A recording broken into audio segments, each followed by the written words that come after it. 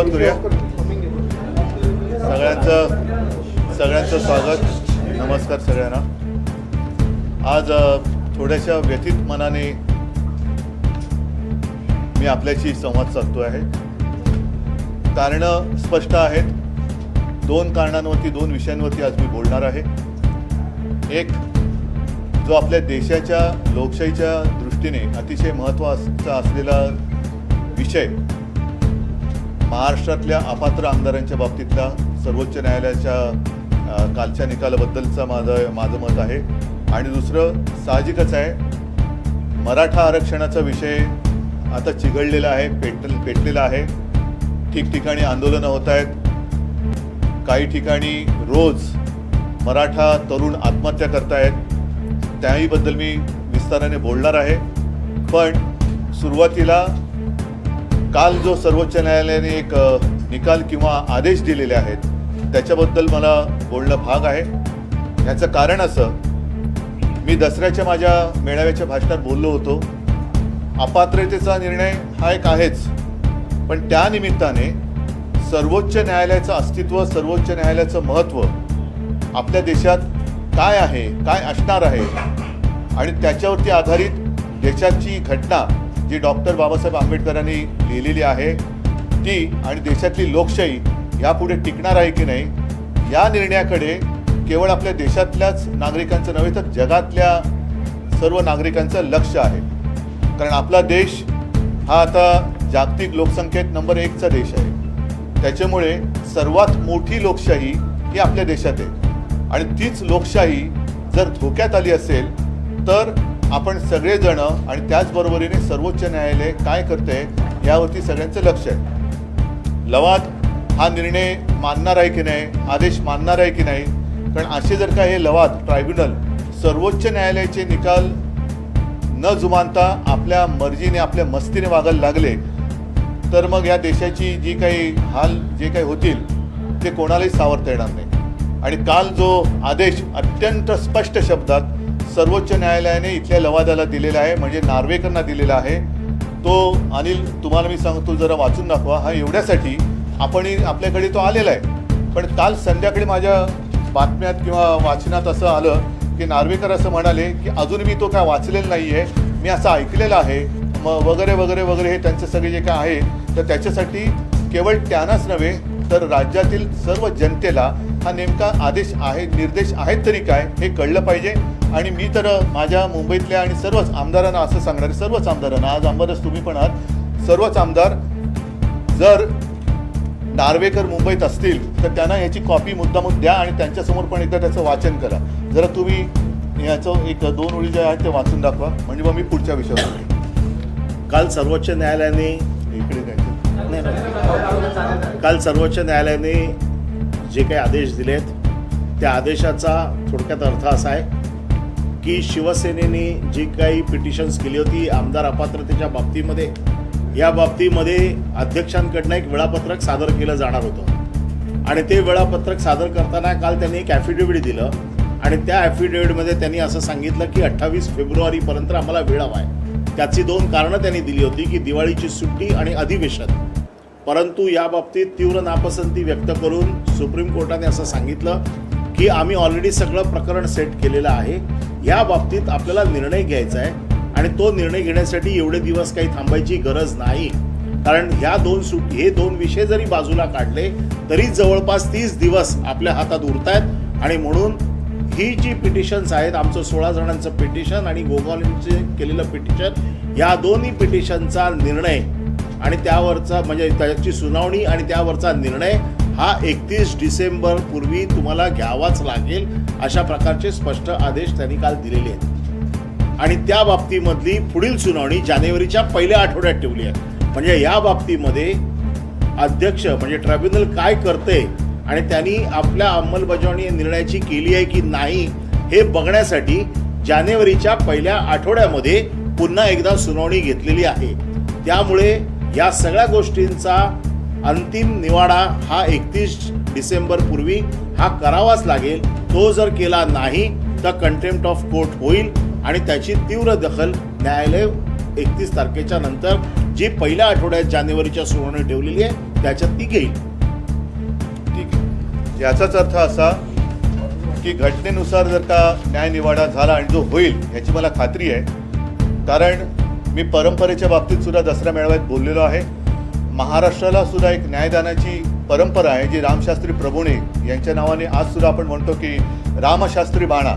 सत्ताधीशांपुढे न झुकता, समोर सत्ताधीश किती बलवान असला तरी त्याच्याही समोर न झुकता न्याय देण्याची परंपरा ही महाराष्ट्राने देशालाच नव्हे तर जगाला दाखवलेली आहे. आणि त्याच परंपरेला जागून केवळ शिवसेनेलाच नव्हे तर लोकशाहीला न्याय मिळेल याची मला खात्री आहे. आणि असं होईल याची खात्री असल्यामुळे 31 डिसेंबरला सरत्या वर्षाला आणि अपात्र सरकारला आपण निरोप देऊ, हाही माझ्या मनामध्ये विश्वास आहे. आता दुसरा मुद्दा जो आहे आरक्षणाचा, मी त्याहीबद्दल दसरा मेळाव्यात बोललो आहे. परवासुद्धा मी माझं एक पत्रक दिलं होतं, पण अजूनही काही मार्ग निघत नाही आहे. काल एक मीटिंग मुख्यमंत्र्यांनी घेतली, पण त्या मीटिंगला माझ्या माहितीप्रमाणे दोन्ही उपमुख्यमंत्री हजर नव्हते. एका मुख्यमंत्र्यांना डेंगी झाले असं कानावर आलं आणि दुसरे उपमुख्यमंत्री हे मराठा महाराष्ट्र याहीपेक्षा भाजपाचा प्रचार करायला रायपूरला गेले होते.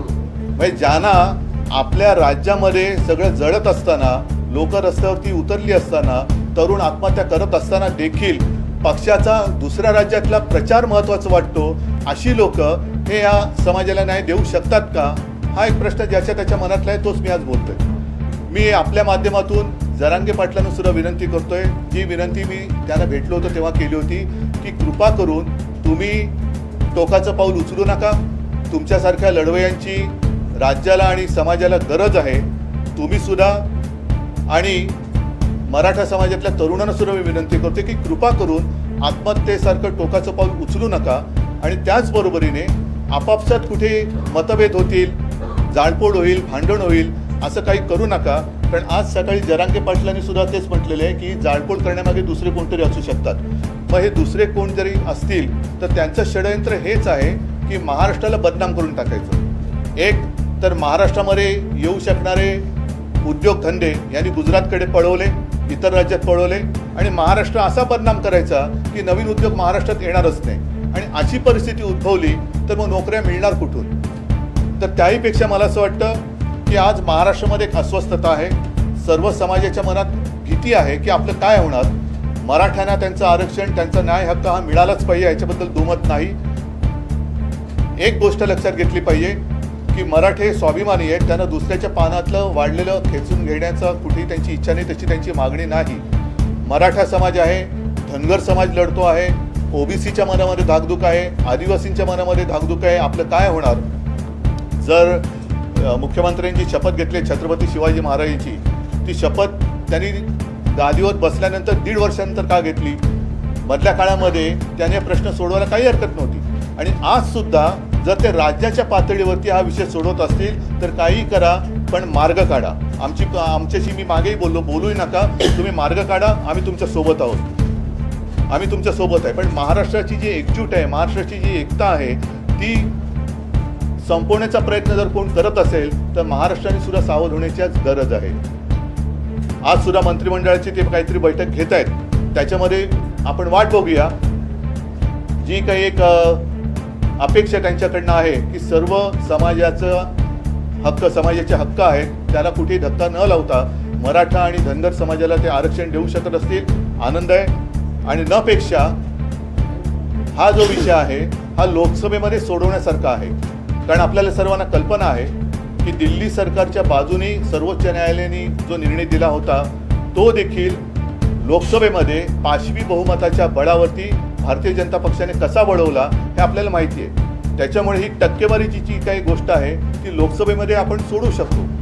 जर हे विशेष अधिवेशन राज्यामध्ये विधिमंडळाचं घेऊन प्रश्न सुटत असेल जरूर घ्या, पण त्यापेक्षा मला असं वाटतं संसदेचं विशेष अधिवेशन घेऊन तात्काळ हा प्रश्न सोडवला जाऊ शकतो. जी मागणी मी जरांगे पाटलांच्या समोरच गणपतीच्या दिवसात जेव्हा एक खास अधिवेशन संसदेचं बोलवलं गेलं होतं तेव्हाही केली होती, तीच आज करतो आहे. आणि त्याच्यासाठी एक पाऊल म्हणून आता सगळीकडे कसं सुरू झालेलं आहे की ज्यानं कळलं की आपण 31 डिसेंबरनंतर अपात्र होणार आहोत ते राजीनामा द्यायच्या तयारीत आहेत. म्हणजे काय होतंय की गद्दारीचा शिक्का पुसण्यासाठी काहीतरी करतोय, तर त्याच्यात मला जायचं नाहीये. मी महाराष्ट्रातल्या केंद्रीय मंत्र्यांना एक विनंती करतोय की या आमदारांनी आणि खासदारांनी राजीनामे त्यांचं कर्तव्य म्हणून जरी दिले तरी सुद्धा मोदी सरकारवरती काही परिणाम होणार नाहीये. आज देखील आपण वृत्तपत्रात पाहिलं असेल मेरी माती मेरा देश असं काहीतरी केले ना, म्हणजे माझी माती माझा देश, पण त्या देशात माणसं आहेत हेच जर पंतप्रधान विसरत असतील तर त्या जाहिरातीला काय अर्थ नाहीये. मी अनेकदा म्हटलेलं आहे की माझा देश म्हणजे देशातली माती दगड धोंडे नव्हे तर देशातली माणसं ती अस्वस्थ असतील तर पंतप्रधानांचं हे सुरेख कर्तव्य आहे की काय चाललंय आपल्या देशामध्ये, काय राज्यामध्ये मणिपूर जळतंय, महाराष्ट्र पेटतोय आणि तुम्ही काहीच करत नाही, येऊन नुसतं राजकीय भाषण करून जात आहे. तर त्यापेक्षा मला असं वाटतं की जशी आज राज्याची कॅबिनेट मिटिंग आहे तशीच कधी असते केंद्राच्या कॅबिनेटची मिटिंग मला कल्पना नाही आहे. त्या कॅबिनेट मिटिंगमध्ये या महाराष्ट्रातील सर्व मंत्र्यांनी, मग त्याच्यामध्ये आपले नितीनजी गडकरी आहेत, कराड आहेत, भारती पवार आहेत, कपिल पाटील आहेत, रावसाहेब दानवे आहेत, पियुष गोयल सुद्धा आहेत. कारण पियुष गोयल यांचं सगळं आयुष्य इकडेच गेलेलं आहे. त्यांनी जे काय नाव कमावलं ते आणि त्यांच्या आईवडिलांनी, म्हणजे घराणेशाहीबद्दल मी बोलत नाही पण त्यांचे वडील आणि त्यांची आई या सुद्धा भाजपच्याच कार्यकर्त्या होत्या. तर पियुष गोयलनी सुद्धा कॅबिनेटमध्ये हा विषय पंतप्रधानांच्या समोर मांडला पाहिजे. आणि ज्याप्रमाणे एक संयुक्त महाराष्ट्र चळवळीच्या वेळेला चिंतामणराव देशमुख होते, अर्थात चिंतामणराव देशमुखांची बरोबरी यांच्यापैकी कोणीही करू शकणार नाही, तेवढ्या उंचीचं यांच्यापैकी कोणीही नाही. पण चिंतामणराव देशमुखांनी मुंबईमध्ये जो गोळीबार झाला होता, मोरारजी सरकारने केला होता, त्याच्या चौकशी करण्याचा एक नकार दिला गेला होता, चौकशीला नकार दिला होता. आणि तेव्हा चिंतामणराव देशमुख, तेव्हा नेहरूंची सुद्धा एक रुबाब होता, एक दहशत होती, त्यांच्यासमोर कोणी बोलत नव्हतं. पण चिंतामणराव उभे राहिले आणि त्यांनी सांगितलं तुम्ही या गोळीबाराची चौकशी करत नाही याचा अर्थ तुमच्या मनात माझ्या महाराष्ट्राच्या बद्दल आकस आहे, मला तुमच्या मंत्रिमंडळात राहायचं नाही, हा घ्या माझा राजीनामा.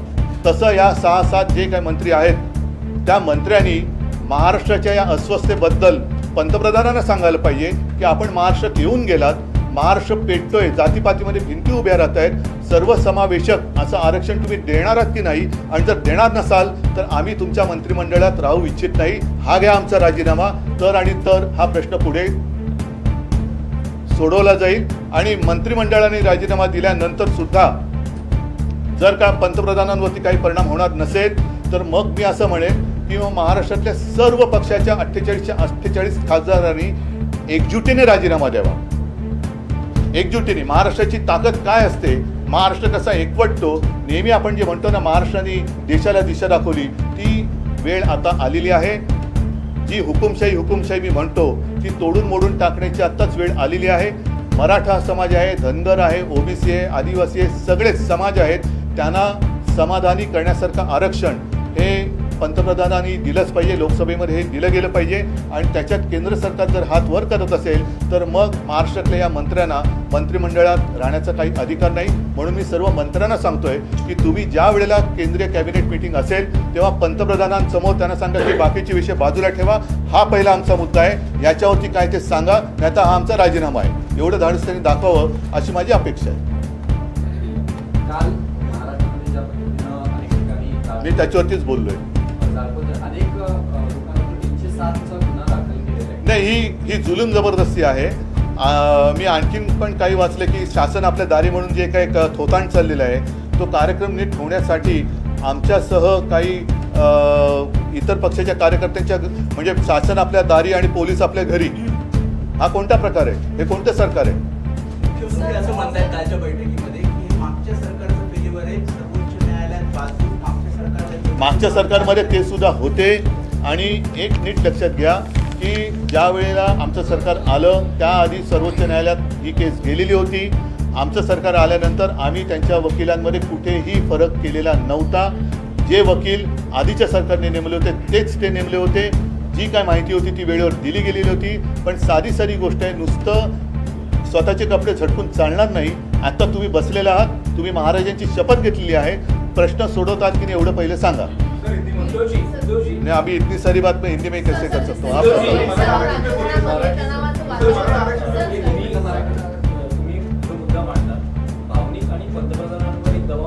नाही नाही, दबावाचं नाही मी म्हणत आहे, पण प्रश्न सोडवण्यासाठी शेवटी मुळापर्यंत जाण्याची गरज आहे. विधानसभेचं अधिवेशन घेऊन हा प्रश्न सुटत असेल तो मागेही आपण केलेला आहे. आज अधिवेशन घ्यायचं तर आत्ता अधिवेशन घ्या, आमची तयारी आहे. आम्ही पूर्णपणे या आरक्षणाच्या बाजूने आहोत, पण विषय सोडवा. म्हणूनच मी ते दुसरं उदाहरण दिलं की एक तर कोर्टाचा निकाल फिरवण्याचा अधिकार लोकसभेला आहे, जो त्यांनी दिल्ली सरकारच्या बाबतीत केला. पण ही टक्केवारीची जी काही एक अडचण आहे ती सोडवण्याचा सुद्धा अधिकार केवळ आणि केवळ संसदेला आहे असं मला वाटतं. त्या पलीकडे जर कोणी आणखी हुशार असतील त्यांचा सल्ला घ्या, पण हा विषय सोडवा.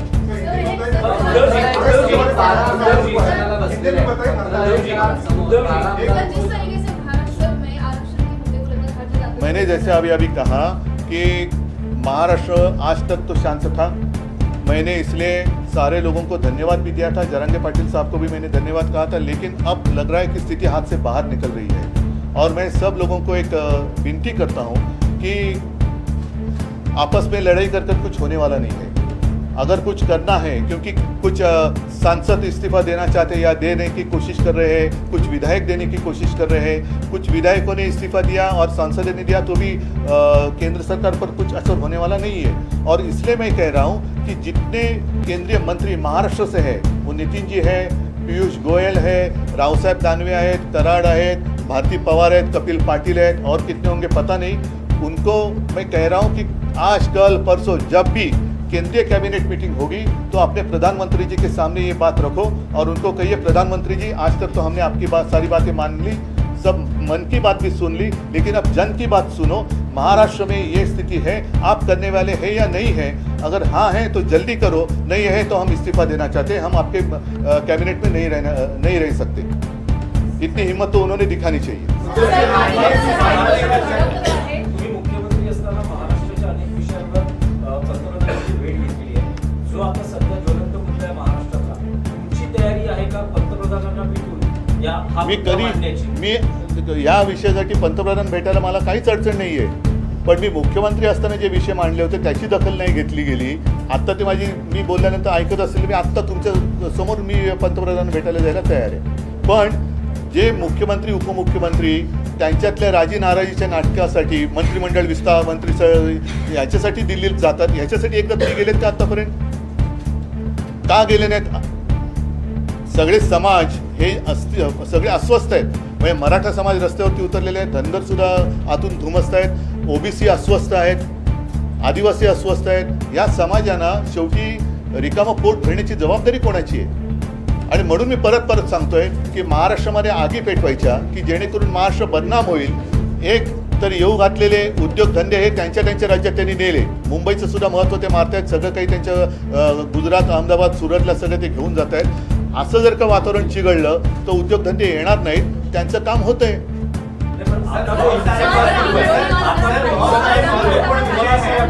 याआधी मराठा मोर्चा जवळपास 58 मराठा मोर्चा निघाले, शांततेत निघाले. पण आता जे आंदोलन सुरू आहे, हिंसाचार सुरू झालेले आहेत, दगडफेक, जाळपोळ, आंदोलन भरकटले असं तुम्हाला वाटतं? नाही, मी आत्ता त्याच्याबद्दल काही भाष्य करणं योग्य नाही आहे, कारण शेवटी प्रत्येकाचा एक संयमाची सीमा असते. जरांगे पाटील या विषयात ती सकाळी बोलत, मी ते अजून नीट ऐकलेलं नाही. पण मी पुन्हा सगळ्यांना एक विनंती करतोय की कृपा करून आपापसामध्ये अशी दंगली भडकवणं हे योग्य नाही. शेवटी आपल्या मराठी माणसाचं, मराठ्यांचं नुकसान होतं आहे. जिकडे न्याय मिळणार आहे तिकडेच आपल्याला आता त्या रोखाने प्रयत्न करावे लागतील. मी परत एकदा सांगतो की महाराष्ट्रातले जेवढे कॅबिनेट मंत्री दिल्लीच्या मोदी सरकारमध्ये आहेत त्यांनी तातडीने मोदींची भेट घेण्यापेक्षा कॅबिनेट बैठकीमध्ये सर्व विषय बाजूला ठेवून महाराष्ट्रातली अस्वस्थता मोदींच्या समोर मांडावी. आणि जर पंतप्रधान ह्याच्यामध्ये हस्तक्षेप करायला तयार नसतील तर मात्र मला असं वाटतं या सर्व मंत्र्यांनी मंत्रिपदाचा राजीनामा दिला.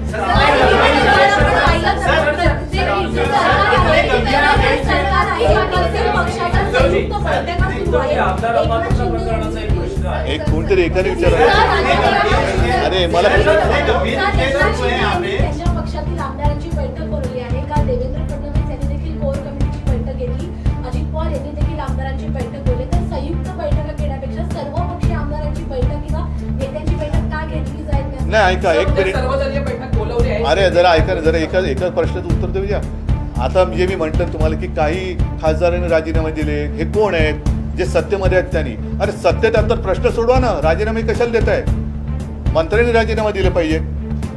सत्तेत आहे तर जाऊन बसा तुम्ही, मुख्यमंत्र्यांच्या तिकडे बसा, उपमुख्यमंत्र्यांकडे, तुम्ही खासदार आहात ना, तर जा ना संसदेत, आणि संसदेत आवाज का नाही उठवला आजपर्यंत?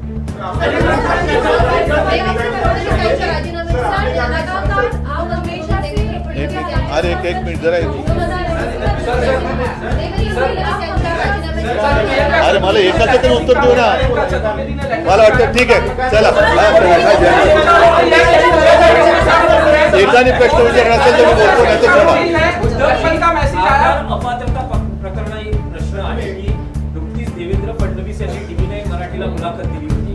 त्यात ते असं म्हणाले की मुख्यमंत्री एकनाथ शिंदे हे पात्र ठरतील, याविषयी मी आत्मविश्वासाने सांगू शकतो आणि त्यांच्या नेतृत्वाखाली निवडणुका लढल्या जातील. पण जर ते अपात्र ठरले तर त्यांना विधान परिषदेवर निवडून आणलं जाईल आणि मुख्यमंत्री त्यांना गद्दारांची बाजू घेण्यासाठी, तोडगा काढण्यासाठी वेळ आहे, पण न्याय हक्कासाठी जे आत्महत्या करतायत, जे उपोषणाला बसतायत, आंदोलनं करतायत, त्यांच्यासाठी, त्यांच्या प्रश्नावर तोडगा काढण्यासाठी वेळ नाही. ते आंदोलन चिघळलं असताना त्यांच्या पक्षाच्या प्रचारासाठी रायपूरला जात आहेत. त्यांच्याकडनं अपेक्षा काय करायची? ठीक आहे,